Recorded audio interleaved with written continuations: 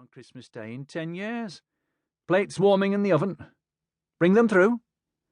When Dell had finished carving, each plate boasted a plump goose leg and 2 neatly carved slices of breast. There were roasted potatoes and 4 types of vegetables, all steaming in serving dishes. The gravy boat was piping, and there was stuffing and sausages wrapped in bacon and cranberry sauce.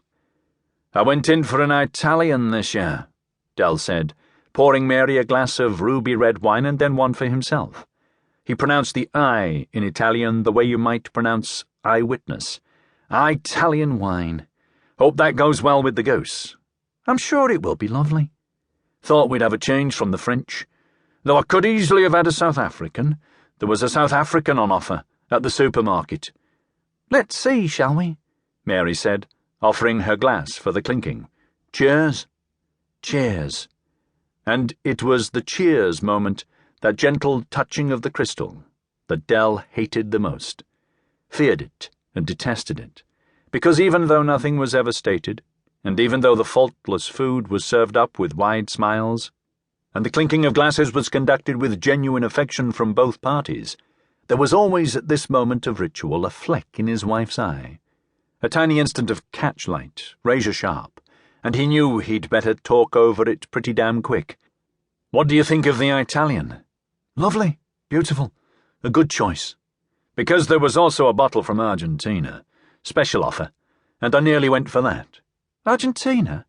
Well, there's one we could try another time. But you like this? Love it, lovely. Come on, let's see what you make of this goose. Wine was one of the fixtures of Christmas dinner that had changed over the years.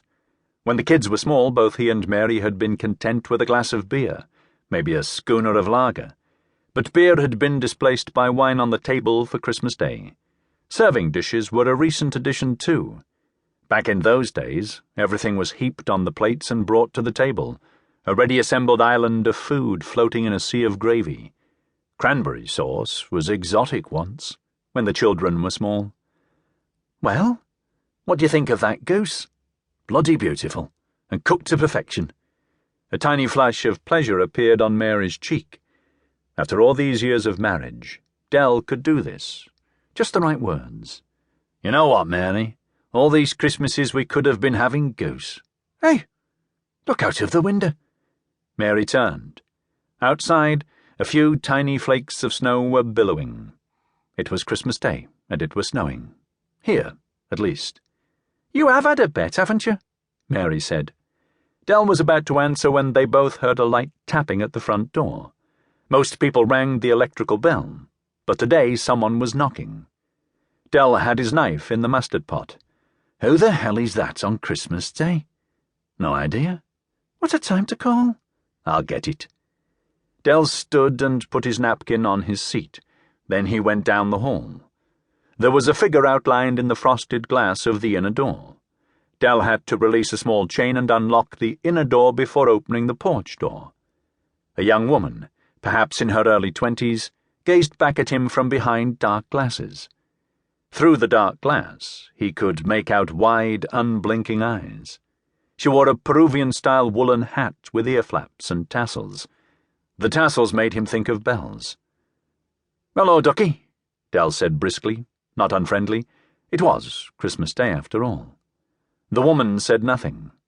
She gazed back at him with a timid, almost fearful smile on her lips. "Happy Christmas, love. What can I do for you?" The woman shuffled from one foot to another, not removing her gaze. Her clothes were odd. She seemed to be some kind of hippie.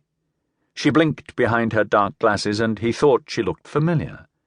Then it occurred to him that she was maybe collecting for some charitable cause. He put his hand in his pocket. At last, she spoke. "Hello, Dad," she said. Mary came bustling from behind, trying to peer around him. "Who is it?" she said. The woman switched her gaze from Dell to Mary.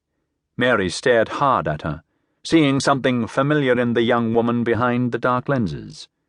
There came a slight gagging sound from Mary's throat. Then Mary fainted clean away. Dell stumbled and only half caught her as she fell.